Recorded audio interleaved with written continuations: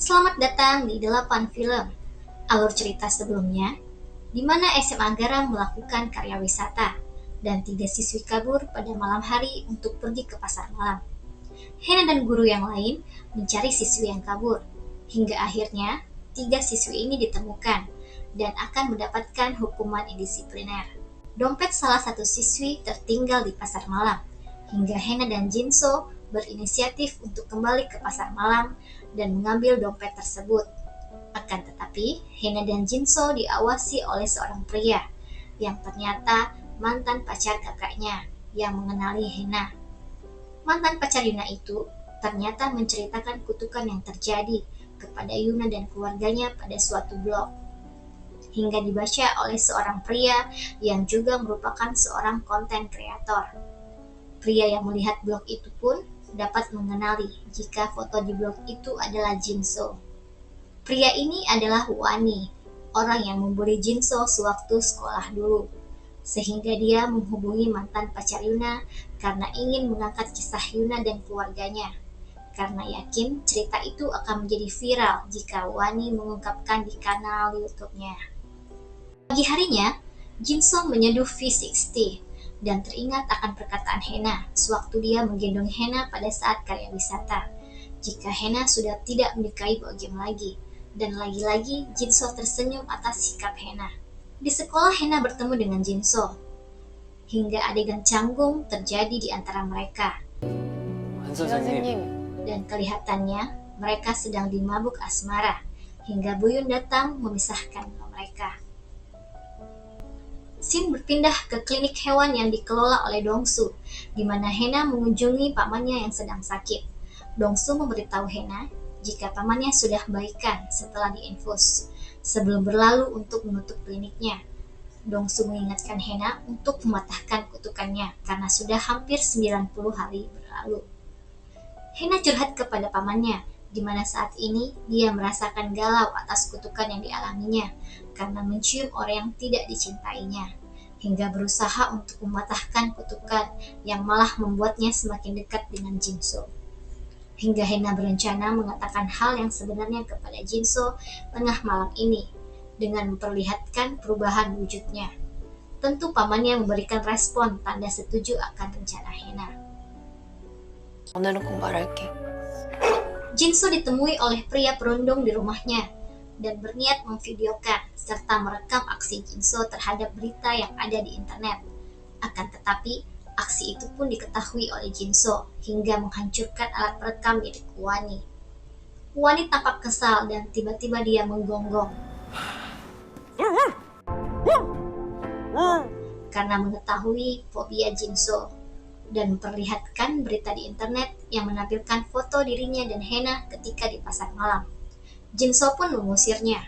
Sadar Jinso merasa terusik, dengan hal itu pun membuat Wani pergi dari kediaman Jinso. Hena yang telah sampai di kediaman Jinso memperlihatkan kejadian itu. Tanpa terasa, waktu sudah menunjukkan hampir jam 12 malam, hingga ia pun mencari tempat aman untuk berubah wujud. Tanpa diduga, pergerakan Hena malah dilihat oleh Wani dan mengejarnya. Untung saja, Wani tak melihat perubahan Hena yang didapatinya, hanya pakaian Hena saja. Hingga di pagi harinya, Hena menyadari jika pakaiannya telah hilang. Untung saja Yuna datang membantu Hena untuk mencari baju Hena yang hilang. Akan tetapi, ibu mereka menelpon dan membuat panik 2 saudari ini dan bergegas pulang untuk menemui ibu mereka. Tiba di rumah, 2 saudari ini berpura-pura pulang sehabis jogging. Tetapi ibu mereka menebak jika mereka keluar mengambil pakaian mereka di jalanan akibat dari perubahan wujud mereka ke seekor anjing. Ibunya bertanya, siapa yang berubah wujud ke anjing kali ini? 2 saudari ini pun tutup mulut sampai waktu tengah malam tiba. Sang ibu terbangun karena telah menghidupkan alarm di ponselnya. Hena langsung bergegas ke kamarnya. Feeling sang ibu benar, jika sekarang anak bungsunya lah yang berubah menjadi seekor anjing. Sang ibu akhirnya meminta Yuna untuk mengundang pacar Hena ke rumah. Tetapi ekspresi Yuna yang bingung membuat ibunya menduga kalau Hena mencium seseorang yang bahkan belum menjadi pacarnya. 남자친구도 아닌데 뽀뽀부터 한 거야? Keesokan harinya, Ibunya memasak banyak sekali makanan untuk menyambut pacar Hena, dan ternyata yang muncul adalah Yul. Hena yang kaget kenapa bisa Yul yang datang ke rumah, hingga Yuna menyambut Yul dan menyebutnya calon adik ipar.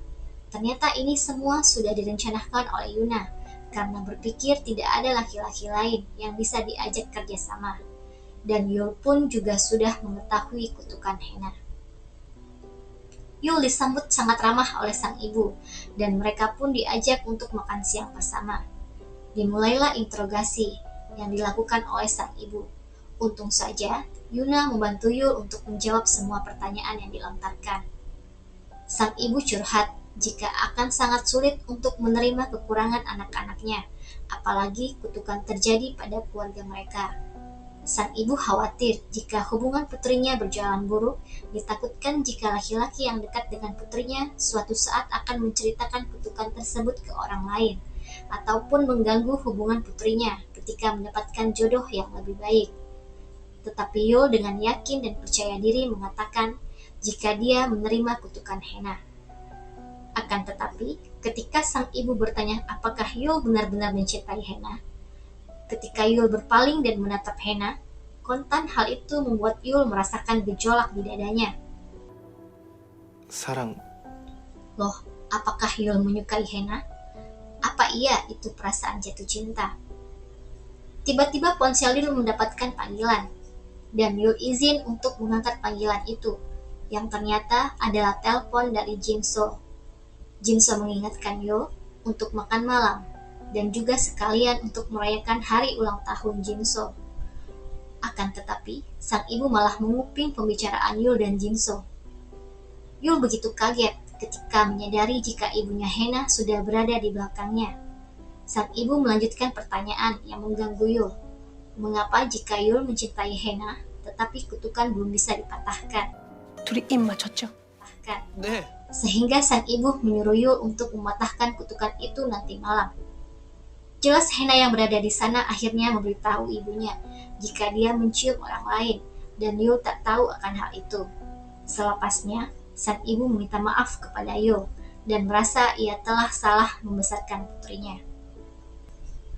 Di depan rumah, Hena meminta maaf dan juga berterima kasih kepada Yul karena membawanya pada situasi ini. Tiba-tiba, Yul memberikan ide untuk mengajak Hena makan malam merayakan ulang tahun Jinso, dan sekaligus Hena bisa mematahkan kutukan malam ini. 쌤도 가실래요? Akhirnya Yul menghampiri Jinso. Jinso kaget ternyata Hena datang bersama Yul. Hena beralasan jika dia bertemu dengan Yul di jalan. Hingga akhirnya mereka memutuskan makan malam di sebuah restoran. Yul berterima kasih kepada Hena karena bersedia makan malam bersama ia dan Jinso, sehingga mereka merayakan ulang tahun tidak seperti tahun-tahun sebelumnya, jika mereka selalu merayakannya berdua saja. Hena lalu memberikan Jinso hadiah sebuah bunga, serta memberikan kejutan kue ulang tahun. Hingga pada akhirnya, Jinso membuat make-a-wish di ultahnya dengan menatap Hena. Selepas dari makan malam, mereka pun bersenang-senang menghabiskan waktu di tempat bermain. Mereka melakukan foto booth bersama. Nah, pada momen ini, entah kenapa Yul merasa sedih, seolah-olah ia menjadi obat nyamuk di antara Hena dan Jinso. Setelah bersenang-senang, mereka berjalan di pinggir kota dan lapar kembali, sehingga memutuskan untuk mencari makan dan menemukan sebuah restoran. Tetapi Hena dan Jinso menyadari jika restoran kali ini adalah restoran dewasa, sehingga tidak mungkin Yul ikut bergabung. Yul yang tahu diri jika Hena dan Jinso lagi kasmaran pun mengalah dan berniat untuk pulang ke rumah saja. 나 집에 갈래. 그럴래? Yul pun pulang dengan perasaan sedih, mungkin karena pamannya lebih memilih Hena, atau Yul sedih karena cemburu kepada pamannya, atau Yul benar-benar suka kepada Hena. Entahlah, mungkin di episode kedepannya akan diceritakan perasaan apa yang sebenarnya dirasakan Yul. Di lain sisi, memperlihatkan jika Wani lah yang mengambil pakaian Hena di awal episode, dan terus mencari tahu kisah kutukan yang terjadi, serta menemukan Instagram Han Pandong. Di sana terdapat foto keluarga Hena, dan dia pun sangat terobsesi atas cerita kutukan itu. Kembali ke momen makan malam Hena dan Jinso. Tampaknya mereka begitu canggung dan ingin mengutarakan sesuatu satu sama lain. Jinso mungkin berencana untuk mengungkapkan perasaannya, sedangkan Hena berusaha untuk mengungkapkan kebenaran tentang kutukan dirinya kepada Jinso. Tetapi sebelum Jinso mengungkapkan perasaannya, Hena terlebih dahulu ingin Jinso mengetahui jati diri Hena sebenarnya dan mencintai Hena secara utuh. Hingga momen penembakan itu pun berlalu, karena Hena menyiapkan dirinya dengan pamit ingin ke kamar mandi dan berakting di dalam toilet bagaimana cara mengungkapkan rahasianya kepada Jinso. Selepas dari toilet, Hena pun nampak masih berusaha bagaimana mengungkapkan rahasianya kepada Jinso. Jinso yang melihat Hena sangat sulit mengungkapkan hal itu, memotong dan mengingatkan Hena untuk tidak memberitahunya dulu karena takut suasana kencan mereka akan berubah, sehingga memutuskan untuk minum-minum saja. Selepas makan dan minum, Hena melihat taman bunga di pinggir jalan dan meletakkan bunga hadiah Jinso di taman itu. Bunga hortensia, di mana bunga itu akan berubah warna tergantung di mana mereka ditanam. Di taman itu pun membuat suasana romantis kembali di antara mereka. Keesokan harinya, diperlihatkan jika Huani berkunjung ke kedai milik orang tua Hena dengan menaruh kamera kecil di tasnya dan berpura-pura menjadi pelanggan, serta mulai mencari tahu tentang keluarga Han Dongpan. Ayah Hena hampir saja memperlihatkan foto putri-putrinya kepada Huani. Untung saja sang ibu segera datang, sehingga hal itu tidak terjadi. Sang ibu mengingatkan sang ayah untuk berhati-hati dan memberitahu jika Hena telah menjadi seekor anjing. Di lain sisi, ternyata Huani memerintahkan temannya untuk datang ke rumah sakit hewan yang dikelola oleh Dongsu. Dan ternyata teman Huani menyelipkan kamera tersembunyi di rumah sakit hewan. Kali ini, Shin memperlihatkan kekuatan Jia ketika menerawang tempat rahasia Bogiem di sekolah, dan memperlihatkan selendang masa lalu di sebuah kotak di tempat rahasia Bogiem itu. Hingga keesokan harinya, Jia mengunjungi ruangan rahasia yang terkunci dan mencoba membobol kunci. Akan tetapi Yul datang menghampirinya dan memberitahu Jia jika ramalan yang dilakukan Jia tempo hari benar terjadi kepadanya, dan meminta Jia untuk membantunya. Tetapi Jia meminta pertukaran jika Yul mau membantunya untuk membuka gembok ruang rahasia. Usaha Yul tak membuahkan hasil, hingga Bogiem datang mengagetkannya. Jia dan Yul pun bergandengan tangan agar tak dicurigai oleh Bogiem, agar mengira Jia dan Yul sedang mencari tempat untuk berpacaran. Selepas pulang sekolah, ternyata Huani nekat datang ke sekolah garam. Huani bertemu dengan murid Hena dan membohongi murid-murid dengan berpura-pura menjadi seorang reporter yang ingin mewawancarai Hena. Untung saja wakil kepala sekolah datang membuat Huani kabur. Hal itu pun juga dilihat oleh Jinso. Malam hari selepas mengajar, Jinso datang ke tempat Huani. Jinso mengetahui tempat itu ketika memperhatikannya video di channel YouTube Huani, di mana tempat itu juga lokasi pembulian yang dilakukan oleh Huani dan teman-temannya di masa lalu. Jinso mengetuk rumah Huani, dan Huani begitu terkejut melihat Jinso menemukan rumahnya. Tanpa basa-basi, Jinso langsung memperingatkan dan mengancam Huani untuk tidak macam-macam dengan Hena. Tentu hal itu pun membuat Huani semakin penasaran dengan sosok Hena.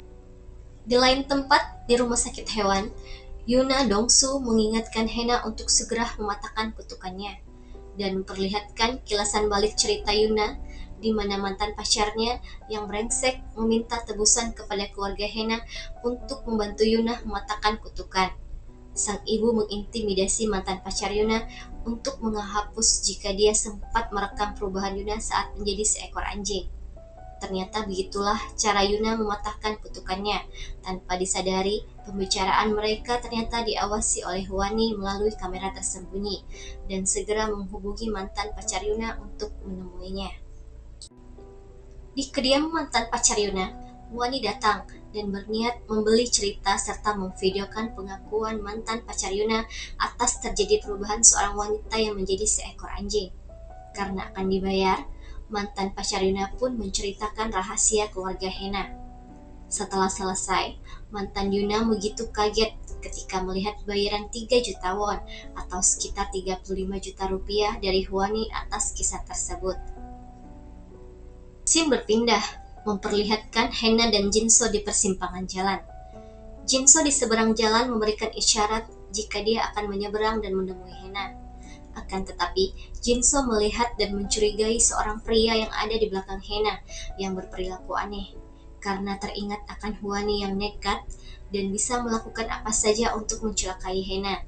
Jinso langsung menyeberang dan langsung memeluk Hena dengan niat untuk melindungi Hena. Sekali lagi, pelukan ini mengakhiri episode kali ini.